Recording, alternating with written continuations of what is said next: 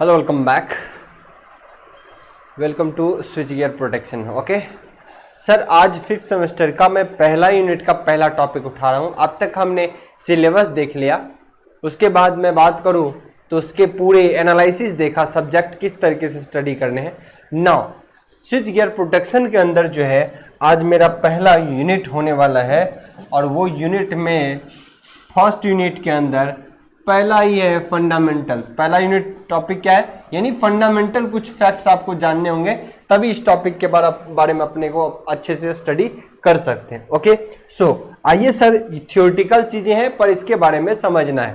पहला ही topic, first unit का पहला टॉपिक कह रहा है necessity and functions of protective system. पहले इसके बारे में समझिए, फिर हम सब इसके बारे में आपको बेहतर तरीके से बताऊंगा। नेसेसिटी अगर आपसे कोई कहता है, यानी कि सर्किट जो आपका ये है टीएनडी में इसके नेसेसरी यानी जरूरत क्यों हो रही है, यानी स्विच गियर की जरूरत क्यों पड़ रही है। दूसरा कि इसके फंक्शंस क्या है, यानी किस तरह से ऑपरेट होंगे, क्यों ऑपरेट होंगे, इसके फंक्शंस क्या होने चाहिए जिससे ऑपरेट होगा। ओके ना सर, स्विच गियर के जो नेसेसरी कंडीशन है कि ट्रांसमिशन लाइन हो या जनरेटिंग सिस्टम हो या फिर सर डिस्ट्रीब्यूशन सिस्टम हो। ओके, सभी के लिए आपको क्या करना होगा सर, सभी के लिए आपको क्या करना होता है सर, आपको फॉल्ट से बचाना होगा। सिस्टम चूंकि हैवी होते हैं, ऐसे कंडीशन आपको उसको फॉल्ट करना होगा, फॉल्ट से बचाना होगा। फॉल्ट से बचाने के लिए हम क्या करते हैं, सर्किट ब्रेकर का उपयोग करते हैं। यानी कोई अगर सर्किट कनेक्ट होता है तो उसको ब्रेक करने का, कोई मान लो ट्रांसमिशन लाइन के कंडक्टर अभी क्लोज है, कनेक्शन जा रहे हैं और ये ओपन हो जाएगा, यानी सर्किट देखिए किस तरीके से ओपन होता है। ये देखिए, ये दो वायर कनेक्ट थे, ये ओपन हो चुका है। एक तरीके से कहीं डिस्कनेक्शन हो चुके हैं। मैं चाहता हूं कोई फॉल्ट आ गया ट्रांसमिशन लाइन में तो सर्किट डिस्कनेक्ट हो, ऑटोमेटिकली हो और बहुत कम टाइम में रिस्पॉन्ड करे।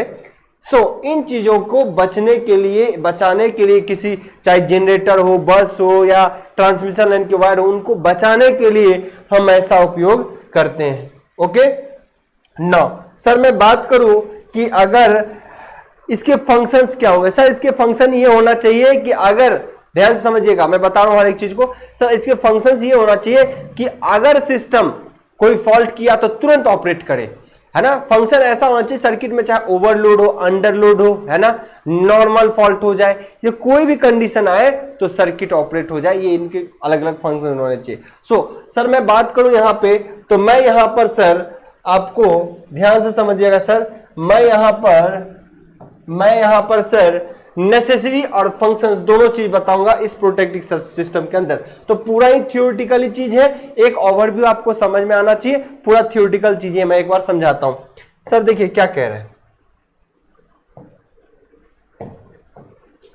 कहता है modern power system are growing. जो है आज के डेट में पावर सिस्टम बहुत ज्यादा ग्रो कर रहा है, क्योंकि हर जगह पावर सिस्टम की डिमांड हो रही है। ओके बहुत तेजी से ये अपना लेवल को बढ़ा रहा है, is growing fast with more generators. आज के डेट में बहुत ज्यादा प्लांट बन रहे हैं।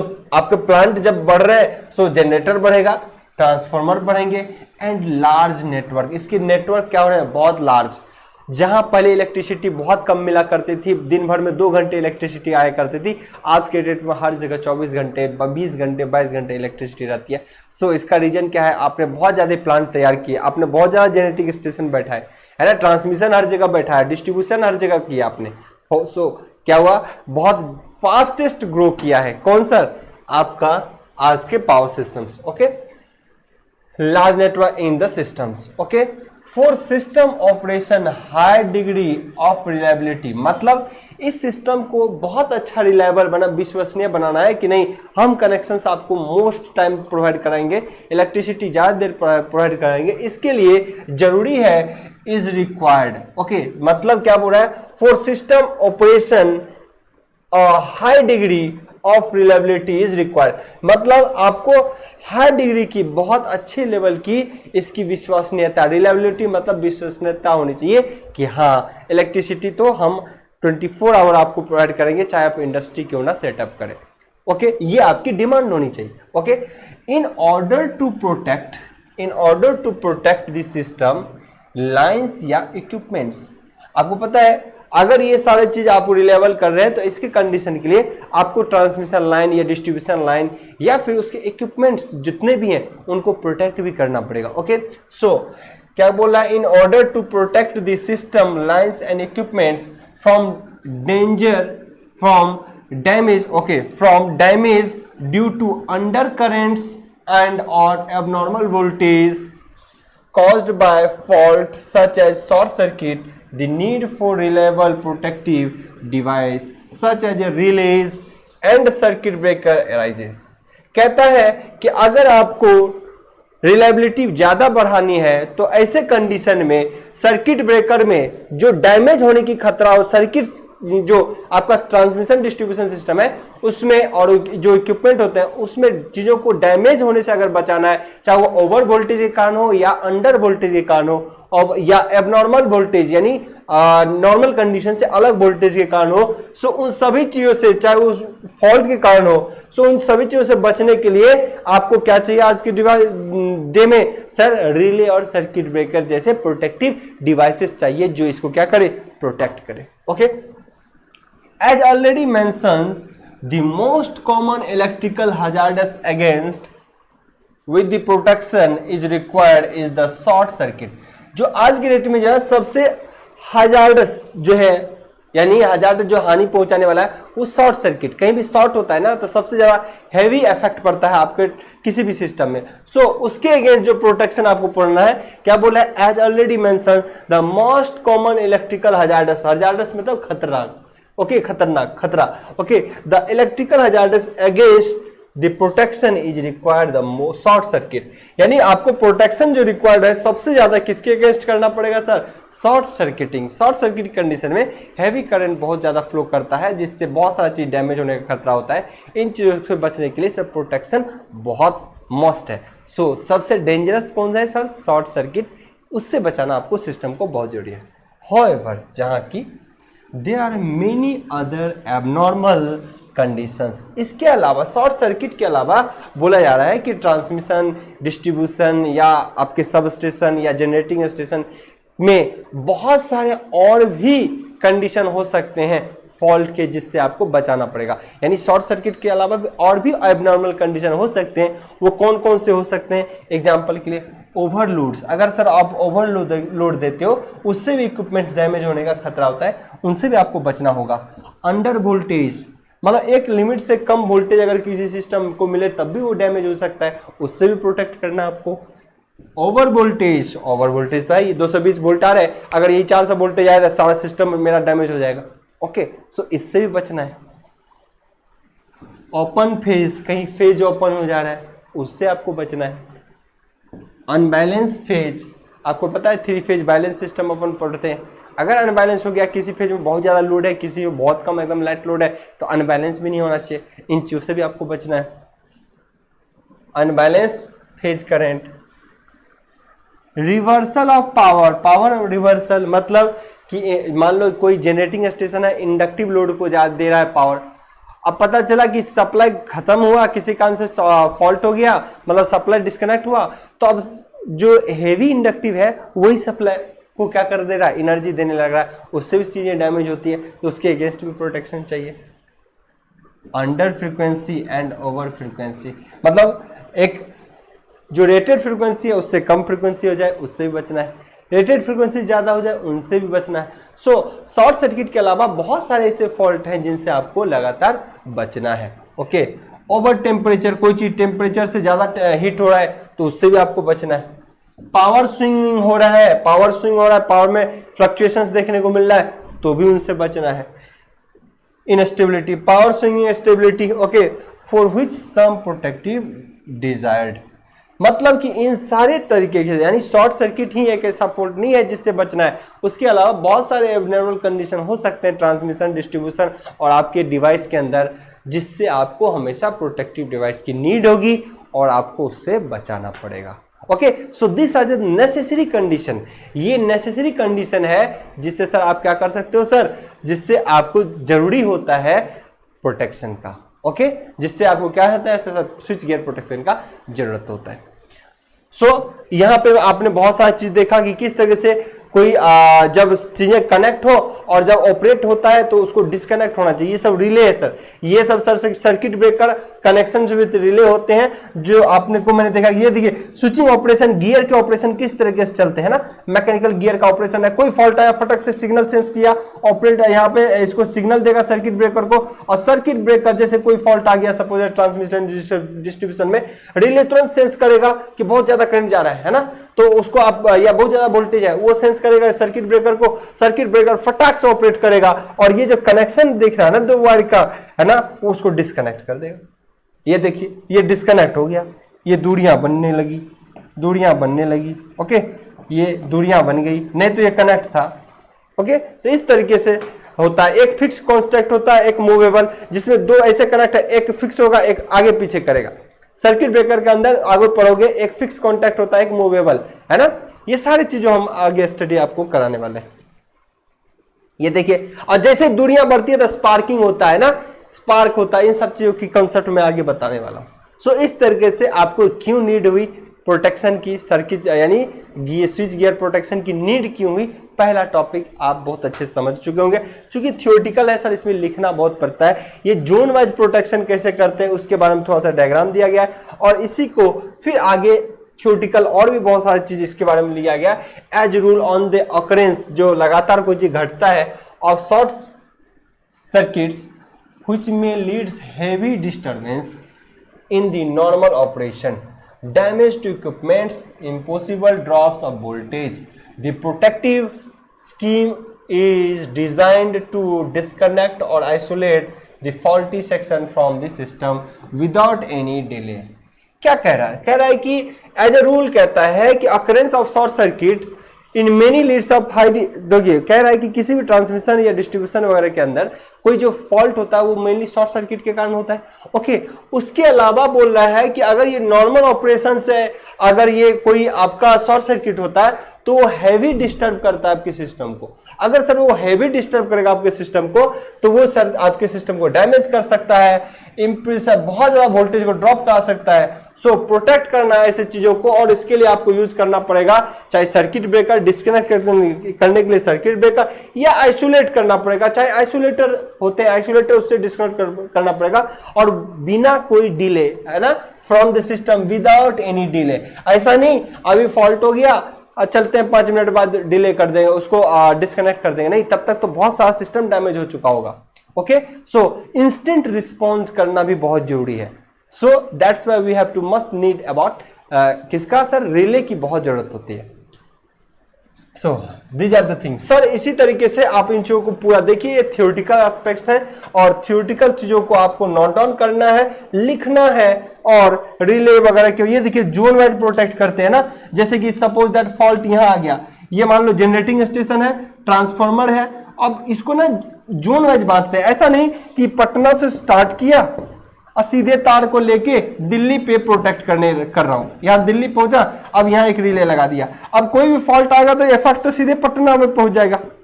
ओके, तो इस चीज से बचने के लिए बीच बीच में रिले का इस्तेमाल किया जाता है कि अगर यहां पे कोई फॉल्ट हुआ तो रिले और सर्किट ब्रेकर यही डिस्टर्ब कर देगा, इसको डिस्कनेक्ट कर देगा। इसको क्या करेगा सर, डिस्कनेक्ट कर देगा अगर कोई फॉल्ट आ गया तो, और इससे इधर जो कनेक्शन गया होगा, इससे इधर गया होगा, इससे इधर गया होगा, तो बाकी सब बचा रह जाएगा, इतना ही डिस्टर्ब होगा। ये सब वे होते हैं आपका स्विच गियर प्रोटेक्शन का। ओके, सो जोन वाइज बांटते हैं, तो प्राइमरी प्रोटेक्शन इस तरीके से दिया जाता है किसी सिस्टम का। तो ये रिले आपको देख रहे हो यहाँ पे, यहाँ पे, यहाँ पे, यहाँ पे, जो जोन वाइज बांटे जाते हैं। आगे पढ़ाऊंगा किस तरह से जोन वाइज बांटे जाते हैं। सो थियोरेटिकल एस्पेक्ट से आपको ये सब चीज नोट डाउन कर लेना है ना। हालांकि इसको तो बस थियोरेटिकली समझा दे कि क्यों नीड पड़ी स्विच गियर की, तो वो भी काफी है, लेकिन आपको नोट डाउन करना होता है, क्योंकि इस टाइप के क्लास में, चाहे सेमेस्टर क्लास में या फिर एसएससी जेईई के मेंस में कई बार लिखने पड़ते हैं, तो आपको ये सब चीजों की जरूरत होती है। लेकिन सर ध्यान रखिएगा, जो मेंस वाला होता है उसको इतना ज्यादा इस टाइप के क्वेश्चंस नहीं पूछते। नेक्स्ट बात करूं सर, द मेन फंक्शंस। ये देखिए मेन फंक्शन स्विच गियर के क्या होते हैं, है ना। मेन फंक्शन जैसे पहला ही टॉपिक में था, necessary and main functions. Okay, so इसकी मेन फंक्शंस क्या होंगे? The main functions of protective relay are due to detect the presence of fault.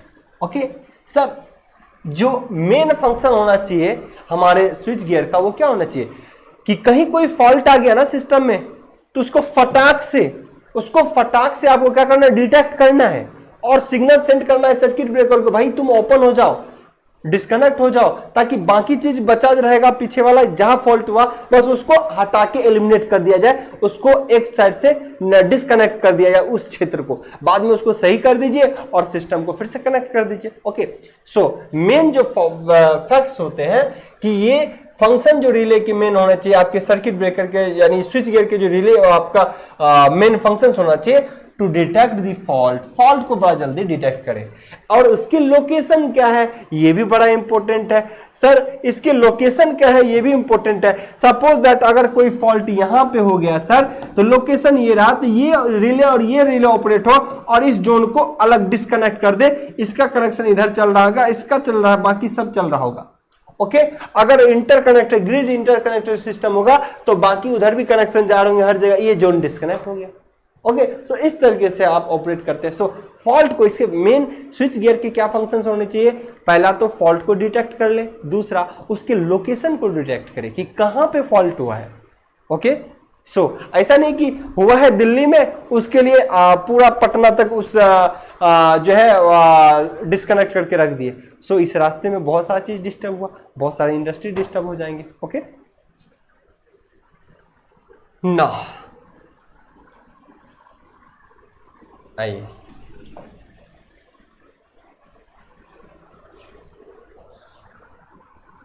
तो इसके and their location and initiate the action for quick removal from service of any element of a power system when it suffers at short circuit और when it starts to operate in any abnormal manner that might cause damage or otherwise interface with effective operation of the rest of the system।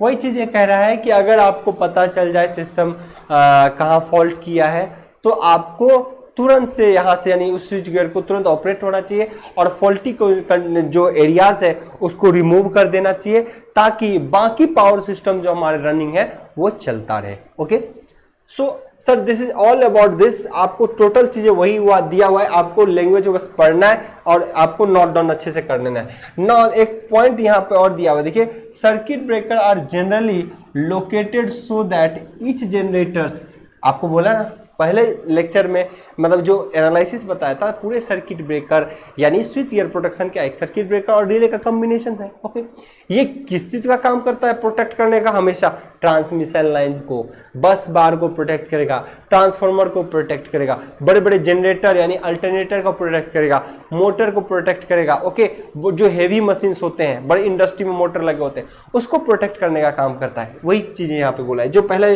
हमने analysis बताया था। Circuit breaker are generally locate, कहाँ पे locate है, कहाँ लगाया जाता है, सो दैट ई जनरेटर बचे, ट्रांसफार्मर बचे, बस बार बचे, ट्रांसमिशन लाइंस बचे।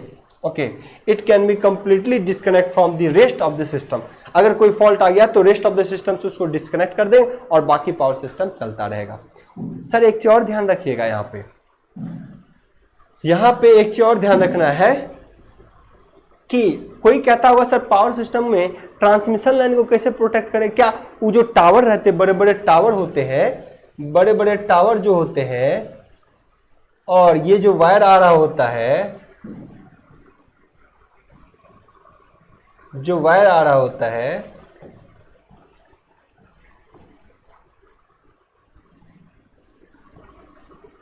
तो क्या यहीं पे जाके रिले लगा देंगे, यहीं पे जाकर रिले लगा देंगे ट्रांसमिशन लाइन में? जी ऐसा नहीं करते। आपको पता है कोई ट्रांसमिशन लाइन चाहे कितना भी दूर जा रहा हो सर, वो एक जगह सब स्टेशन पे बीच में आएगा। बहुत दूर से आ रहा है, कुछ दूरी पे, मतलब कि मान लो 100 किलोमीटर 50 किलोमीटर की दूरी पे के बाद या 150 किलोमीटर की दूरी के बाद वो ट्रांसमिशन लाइन कहीं ना कहीं एक जगह सब स्टेशन बनाता है, फिर वो डिस्ट्रीब्यूट होता है। ओके, वहां मेंटेनेंस होता है, तो वहां जो आया और फिर चला गया, तो वहां पे क्या होता है सर, वहीं पे रिले लगते हैं, सर्किट ब्रेकर लगते हैं, कंडेंसर्स वगैरह लगाए जाते हैं, कैपेसिटर बैंक वगैरह लगाए जाते हैं, ओके, रिएक्टर्स लगाए जाते हैं। सो हवा में लटकाए नहीं जाते, यहाँ पे रिले नहीं लगाए जाते, यहाँ पे सर्किट ब्रेकर नहीं लगाए जाते हवा में, है ना सर। ये तो कहीं ना कहीं आएगा एक जगह सब स्टेशन के पास। कहाँ आएगा सर? सब स्टेशन के पास या ग्रिड के पास, ओके। और ग्रिड पे ये सारी चीज लगाया जाता है। ऐसा नहीं कि हवा में लटका दिए सर्किट ब्रेकर को, हवा में लटका दिए रिले को। क्लियर है ना सर? वो आते हैं और फिर चले जाते हैं और वहां मेंटेनेंस का काम होता है, बहुत सारे इंजीनियर वहां पे लगे होते हैं। आई होप आपने समझ लिया कि स्विच गियर की जरूरत क्यों पड़ी और इसके फंक्शंस क्या होने चाहिए। स्विच गियर की जरूरत क्या है सर? फॉल्टी कंडीशन से बचाना, हर सिस्टम को बचाना जो बहुत कॉस्टली होते हैं, उन सारे इक्विपमेंट को बचाना, नॉर्मल शॉर्ट सर्किट के अलावा बहुत सारे एबनॉर्मल कंडीशन भी होते हैं, उन सारी चीज़ से डिवाइस और ट्रांसमिशन लाइन को प्रोटेक्ट करना। दूसरा सर इसके फंक्शंस क्या है? सर इसके फंक्शंस हैं कि कहीं भी ट्रांसमिशन लाइन हो या आपकी डिवाइस हो, उस सिस्टम के अंदर कहीं भी फॉल्ट हुआ है उसको तुरंत डिटेक्ट कीजिए, ओके, उसका लोकेशन का पता कीजिए और सर्किट ब्रेकर को ऑपरेट करा के उसको डिस्कनेक्ट कर दीजिए ताकि बाकी पावर सिस्टम चलता रहे और वो जोन डिस्कनेक्ट होके आप उसको फिर बढ़िया से उसको मेंटेन करिए। उसके बाद फिर उसको क्या कीजिए? सर्किट क्लोज कीजिए और फिर हर सिस्टम को चलाइए। तो आई होप आपने बढ़िया से इस चीज़ को समझ लिया होगा सर, इसके मेंटेनेंस के बारे, सॉरी इसके नेसेसिटी और फंक्शंस के बारे में। तो मैं चाहूँगा एक बार आप स्क्रीनशॉट ले लें ताकि इसको बढ़िया से आप लोग लिख लेंगे सर। एक बार इसका स्क्रीनशॉट लेंगे ताकि इसको बढ़िया से लिख पाए।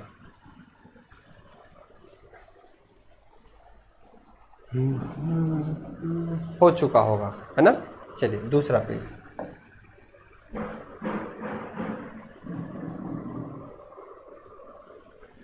चलिए पूरा सर एकदम बढ़िया से इसको नोट डाउन करिएगा। तीसरा पेज,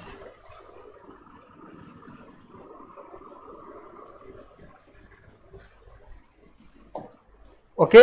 तो आई होप सर चीज़ों को आपने अच्छे से समझा होगा। चलिए मिलता हूं सर नेक्स्ट टॉपिक में। Best of luck.